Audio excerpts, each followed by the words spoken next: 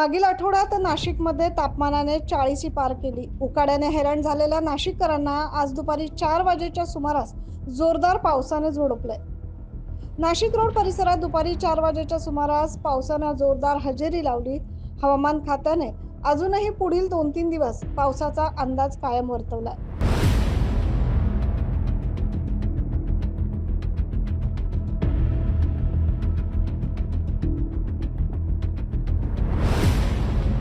गेल्या अनेक दिवसांपासून नाशिककर उकाड्याने हैराण होते. आता नाशिक शहरासह ग्रामीण भागात पाऊस सुरू झालाय. नाशिक रोडच्या काही भागात पावसाने धुवाधार हजेरी लावली. त्यामुळे परिसरातील रस्ते पाण्याखाली गेले. अचानक आलेल्या पावसाने मागील 15 दिवसांपासून उकाड्याने हैराण झालेले नाशिककर कुठेतरी सुखावले. या पावसाचा चिमुरड्यांनी मनमुराद आनंद घेतला, तर पाऊस सुरू झाल्याने ग्रामीण भागात शेतीच्या कामाला आता वेग देखील मिळेल. न्यूज महाराष्ट्रासाठी प्रतिनिधी जितेंद्र नरवाडे.